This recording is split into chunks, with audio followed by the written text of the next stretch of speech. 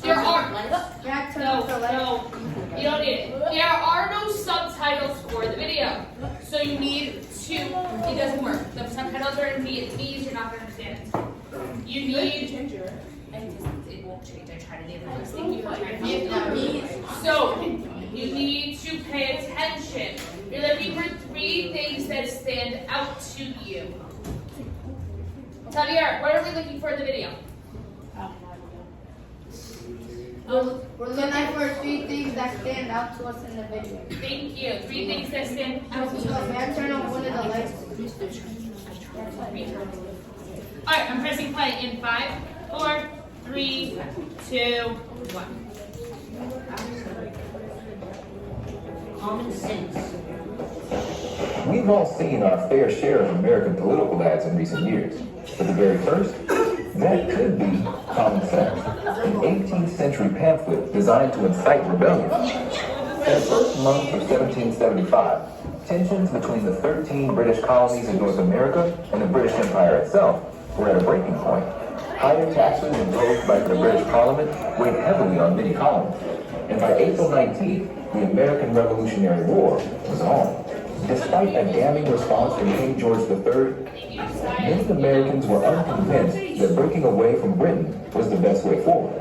So radical thinker and revolutionary Thomas Paine wrote Common Sense, a 47-page pamphlet that laid out the arguments for independence, published by Paine anonymously in 1776 and addressed to the American people. Common Sense threw serious shade at the British monarchy and called for Americans to take up arms in the fight for self-government. Because most literate Americans have learned to read through the Bible, Paine presented his arguments as mini sermons, using biblical language designed to fire up American hearts and minds and galvanize support for American independence. An estimated 120,000 copies of Common Sense went into circulation, and when Paine was finally revealed as the author, he gained celebrity status, particularly among members of the newly formed Continental Congress, many of whom finally felt comfortable to express their opposition to King George. So why does it matter? Common Sense proves that political works can be effective in shifting public opinion. Think about how messages in the media are designed to connect with us today. Are there any similarities?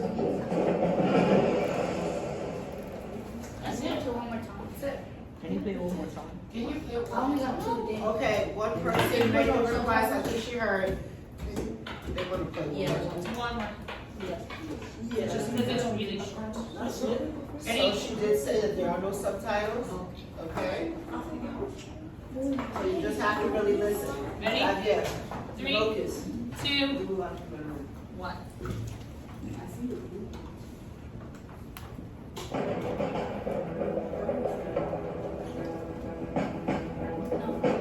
We've all seen our fair share of American political ads in recent years. But the very first, that could be Common Sense, an 18th century pamphlet designed to incite rebellion. In the first months of 1775, tensions between the 13 British colonies in North America and the British Empire itself were at a breaking point. Higher taxes imposed by the British Parliament weighed heavily on many colonies. And by April 19th, the American Revolutionary War was on. Despite a damning response from King George III, many Americans were unconvinced that breaking away from Britain was the best way forward. So radical thinker and revolutionary Thomas Paine wrote Common Sense, a 47-page pamphlet that laid out the arguments for independence, published by Paine anonymously in 1776 and addressed to the American people. Common Sense threw serious shade at the British monarchy and called for Americans to take up arms in the fight for self-government. Because most literate Americans have learned to read through the Bible, Paine presented his arguments as mini sermons, using biblical language designed to fire up American hearts and minds and galvanize support for American independence. An estimated 120,000 copies of Common Sense went into circulation, and when Paine was finally revealed as the author, he gained celebrity status, particularly among members of the newly formed Continental Congress, many of whom finally felt comfortable to express their opposition to King George. So why does it matter? Common Sense proves that political works can be effective in shifting public opinion. Think about how messages in the media are designed to connect with us today. Are there any similarities?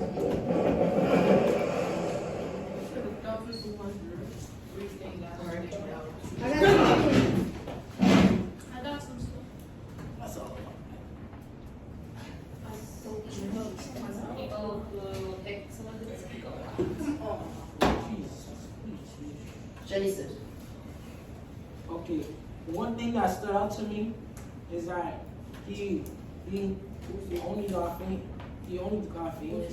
Who's he? Thomas Paine. Who? Thomas Paine. Okay, Thomas Paine. Thomas Paine got famous when they found out that he was the one that made common sense. Who wrote the Common Sense? Good job. He. One thing that stands out to me is Thomas said use Bible, use Bible, Biblic, biblical text to put in the comments. He used the little text and put it in Common Sense. Go ahead, Alvin, since you helped him. Let's go. What you got? Number 3. You're gonna say the same thing. Theo. One thing that stood out to me was that there was 120,000 copies of Common Sense. There was 120,000 copies of Common Sense that was being circulated. Very good. Kimani. I learned what stood out to me in the video is I learned that British colonies hit their breaking point against each other. No taxation, no representation. No taxation, no representation. Josiah. One thing that stood out to me is that April 19, 1775, the American Indian War was on.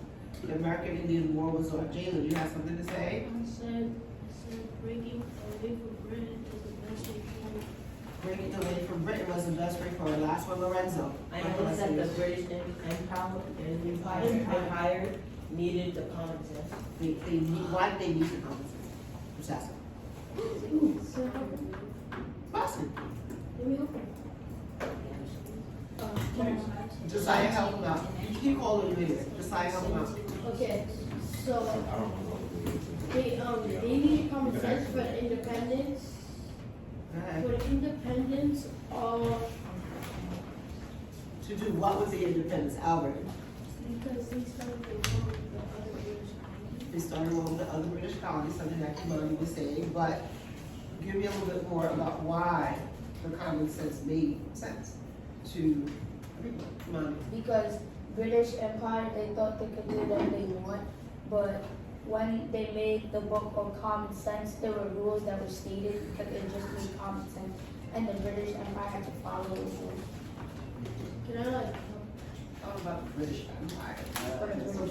Somebody want to help Kimani out? I need somebody else. Who else had their hand raised? Go ahead. Go ahead, Tavia. You gotta speak up. Copy. The 13 colonies was at war with the British.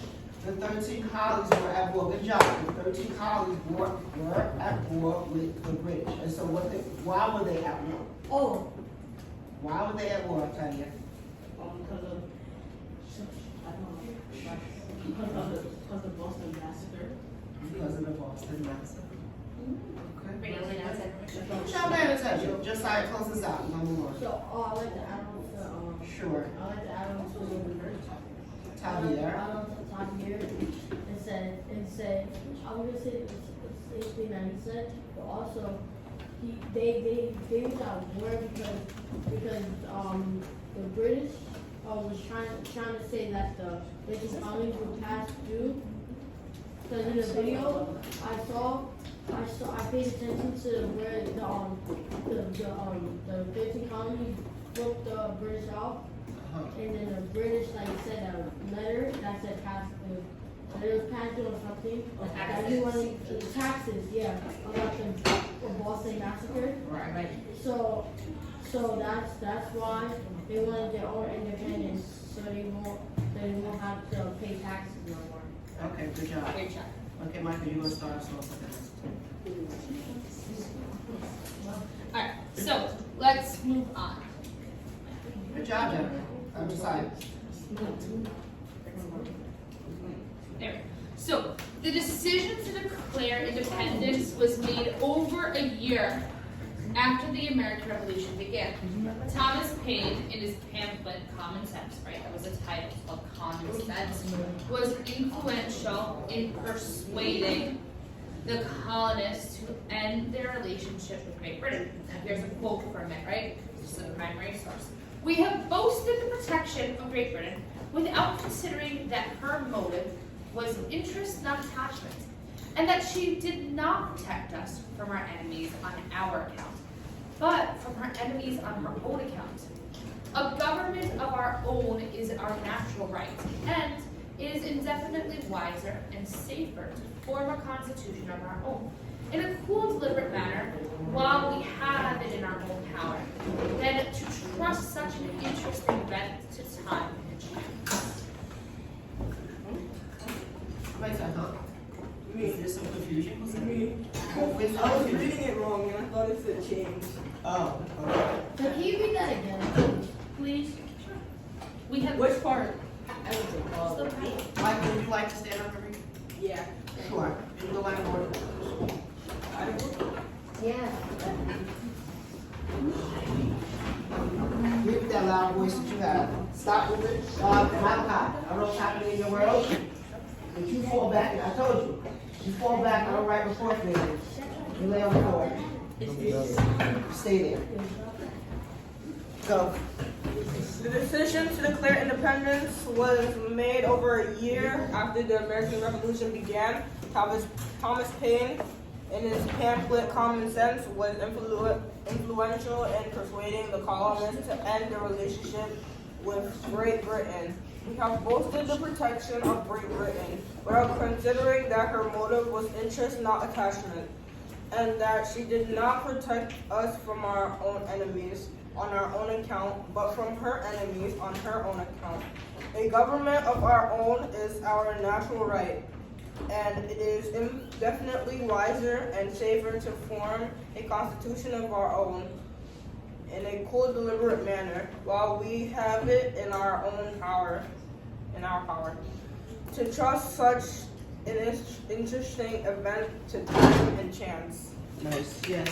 Good job. Can I like rephrase it to see if I can really understand it? So, I don't know, what's the next one? the next time we're Because he gonna wants do to- another one. So he wants to check for understanding. He wants to see if he can rephrase it. So remember, this is a primary source. And when we talk about primary source, can't really change the language too much, right? Go ahead, Josiah, take a stab at it. What does that mean to you? So, What is Paine saying in Common Sense in that paragraph? Let me help you out. I think Paine is saying that Great Britain is trying to keep the Boston. Never mind. Okay. That's okay. So it's good to use prior knowledge, right? The common sense was, the reason common sense was made is because they were trying to keep the 13 colonies away from the British colony. They were trying to basically end the relationship with the other British colonies because they didn't really want to start another war or anything like that. So, but I think you guys, and this is what I observed that you guys do, just in general. It's great that you are bringing all the lessons, but exactly what is he saying here? The first thing that he says is that we have boasted the protection of Great Britain. That sentence alone, what does that mean? What do you think it means? Mike? Okay, so what it means by we are both the protection of Great Britain, it means that they're telling people, their enemies, that Great Britain will protect them, and they're literally like jeering them and like telling them, you can't beat us because we got Great Britain on our side. But then it says without considering that her, who's the her? Great Britain. Motive was not interest, not attachment, and that she did not protect us from our enemies. So does that not go against what you were saying, Tommy? So basically he's trying to say Great Britain didn't protect America was? The colonies, okay. Yeah, the colonies from the enemies. From their enemies, right? But from her enemies on their own, but on her own account. So what does that mean by on her own account? So something is happening. Go ahead, Tommy, you on 10 today. So Great Britain basically just wanted to do what they wanted to do, and regardless of other people, of the colonies' feelings. Yeah, so let's move on to the next one. So this is just like a little introduction. So we have 2 paragraphs. We're gonna do this one together, and then you're gonna do this small one on your own, and then we're gonna bring it all together. Okay? So let's look at this one. So I'm gonna pull it on Cam. Can I read it, Kim? Google. You know which voice is better? Google. Oh, put on Google. I couldn't figure it out that day. I was just like, I know that there's a Google. That Google voice makes it sound so much better. That's what I did myself today. I'm just like, okay. Yeah. So when you You have to copy and paste it and then. Michael. hold on, Michael.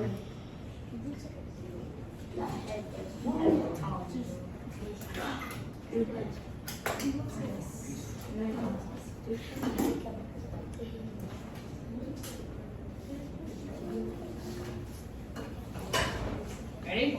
Yeah. You can read it.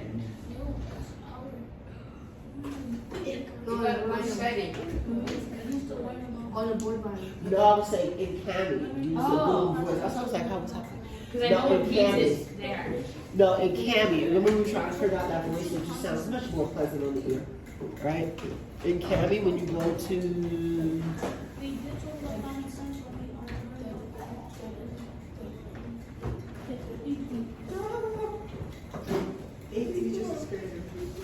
so when you change the, it says Nikki, change to Google. It's somewhere on top. It should be, no, You yeah. know, just see my No, it says, it should say Google.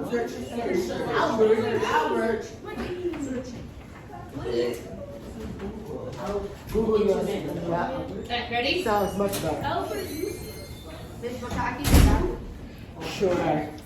Many passive dispositions look somewhat likely over the offenses of Great Britain and still hoping for the best.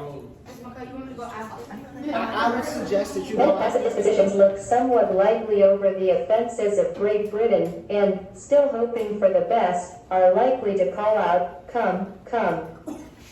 We shall be friends again for all this."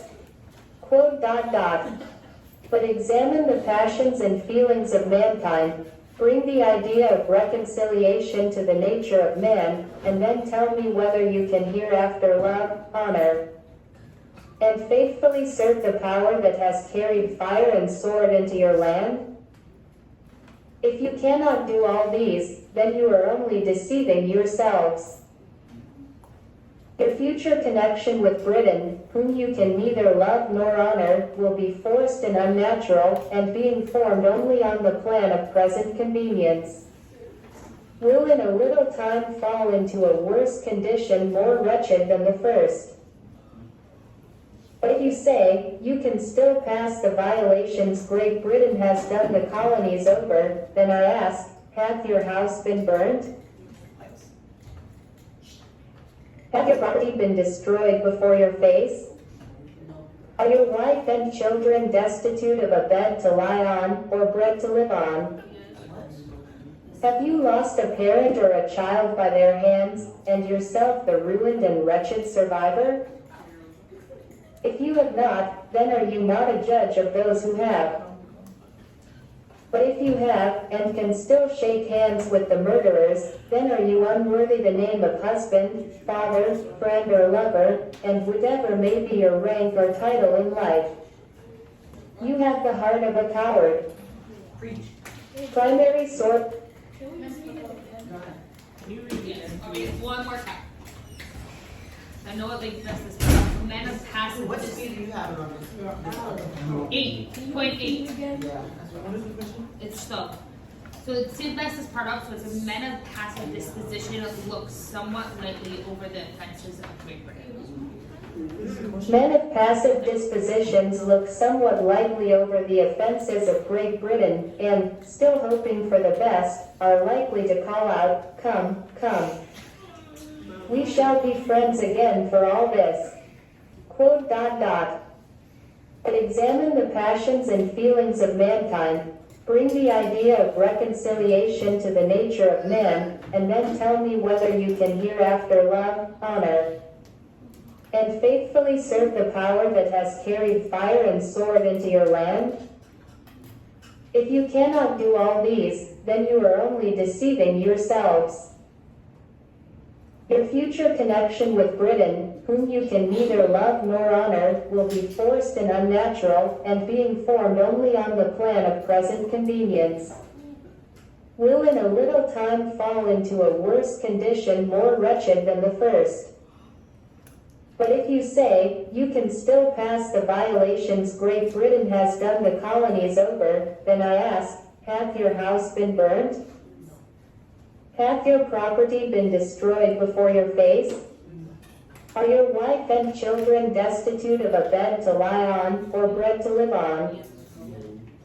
Have you lost a parent or a child by their hands, and yourself the ruined and wretched survivor?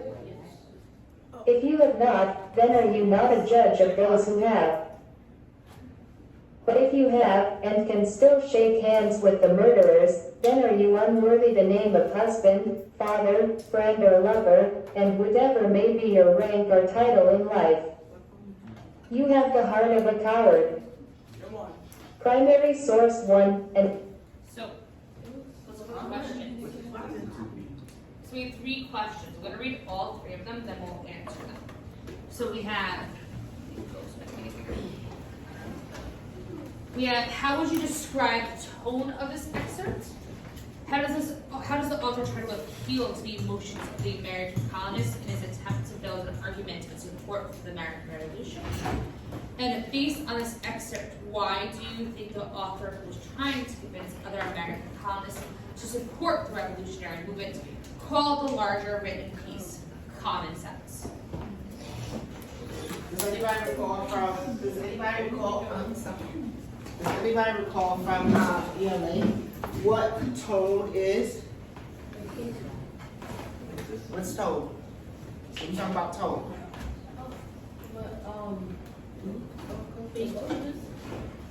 I think the tone means,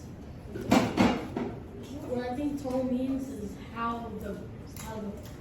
basically how the author is saying the words in the story or the passage. Does anybody agree, disagree, or thumbs up? Thumbs up, thumbs down, thumbs solid.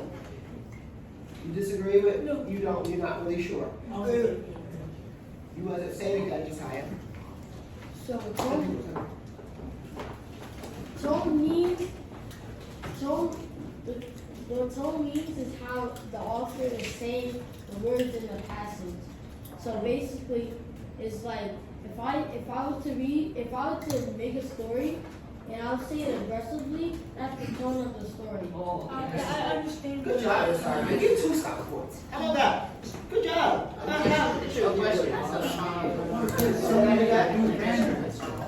Aggressive, so Keith,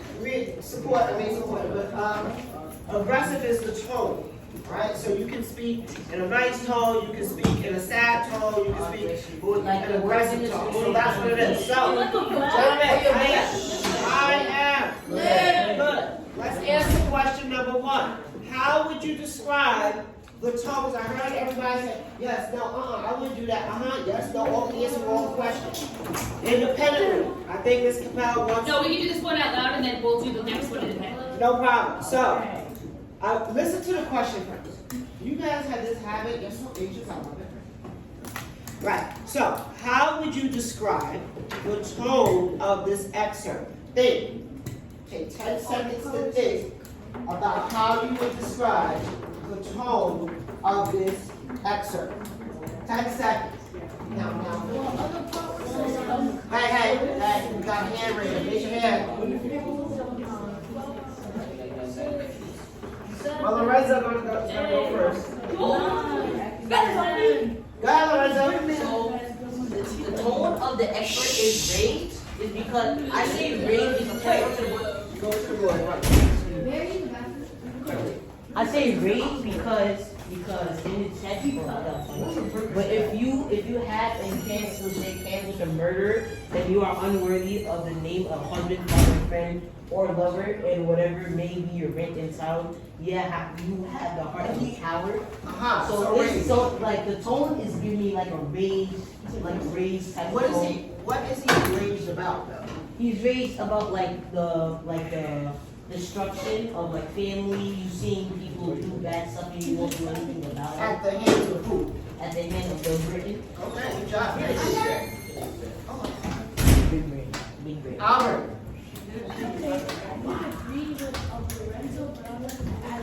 Okay, so what's that on? Yeah, where it says like you're unworthy or you're a coward, I feel like the tone is like you feel disappointed. Disappointed. So Albert said, if you didn't hear him, Albert said that he thinks that the tone is one of disappointment. He feels disappointed in who though? And whoever is a coward. Whoever is a coward. So, but who is he calling a coward? The men that still should him the murder of his parents. Huh? Say it again. The men that still should him the murder of his parents. But I think they're talking about somebody So specific. they're talking about the people who watched it and didn't do anything. Yeah, who watched it? Okay. What are those people called? Bystanders. Yeah, my friend. Bystanders. Good job. Skylar. Tone. Do you have any other tones? So we heard rage. We heard disappointment. Somebody give me one more. Stand down. Stand down. Tell me. This also got another aggressive tone inside his foot. This one is touch with it. Like it says, on Hold on a the second. Hold on.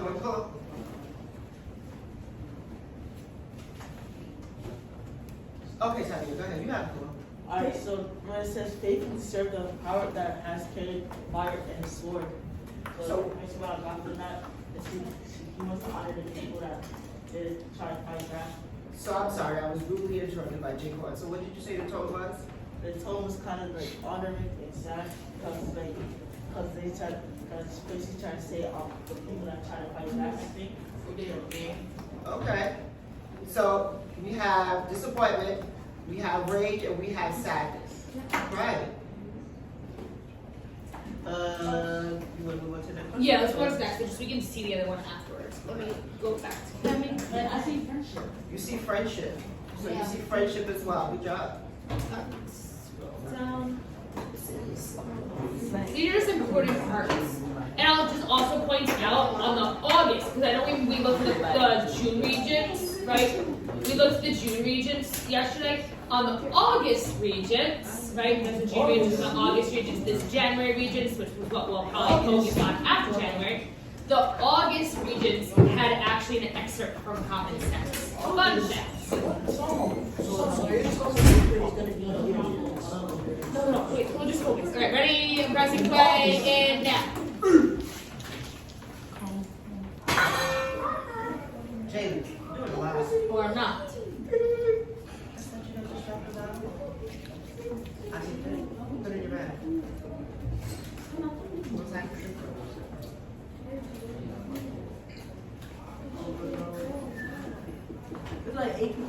The distinction of men into kings and subjects.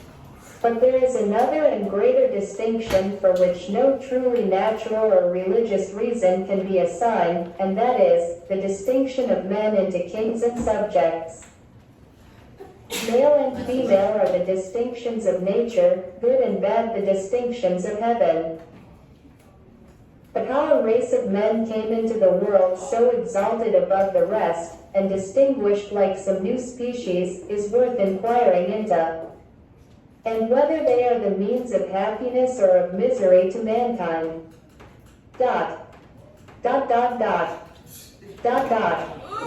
To the evil of monarchy we have added that of hereditary succession. And as the first is a degradation and lessening of ourselves, so the second, claimed as a matter of right, is an insult and an imposition on posterity. For all men being originally equals, no one by birth could have a right to set up his own family in perpetual preference to all others forever. And though himself might deserve some decent degree of honors of his contemporaries, yet his descendants might be far too unworthy to inherit them. One of the strongest natural proofs of the folly of hereditary right in kings is that nature disapproves it otherwise. She would not so frequently turn it into ridicule by giving mankind a donkey for a lion. One contextualization. Who was the head of the British government and therefore American government in 1776? Okay, so, I see something else. hold. I saw it in order. So Javier raised his hand first, he noticed some things out there, and then Lorenzo also noticed something. Go ahead, Javier, what'd you notice? Speak loud. So this is on the Thomas Paine thing.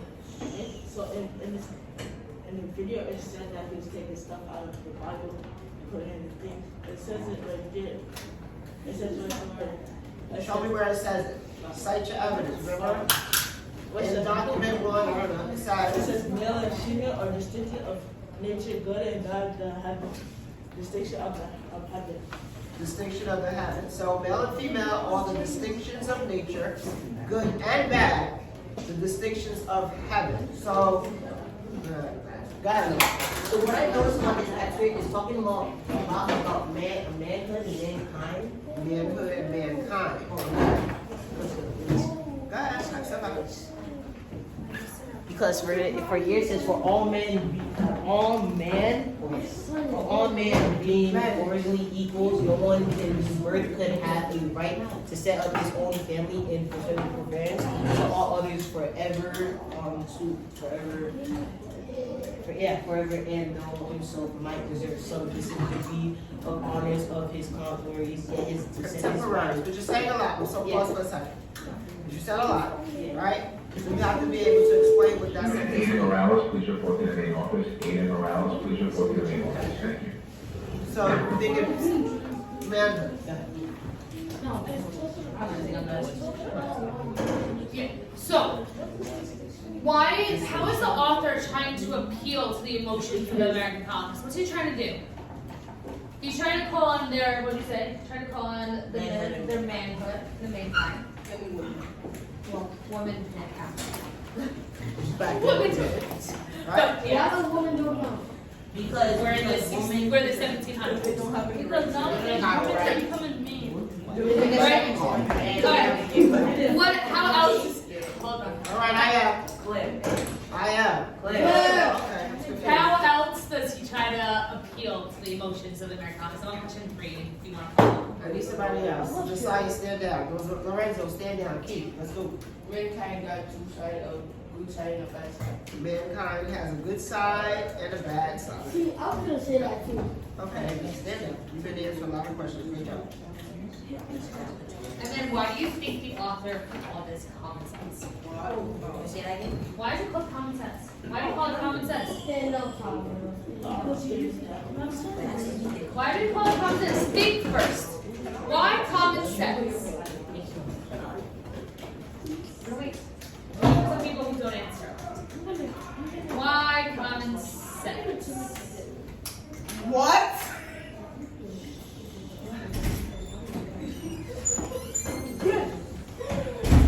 Rebel? Why common sense? Have an idea? Hold on, I can't hear him. I called on somebody. Shh. Why common sense?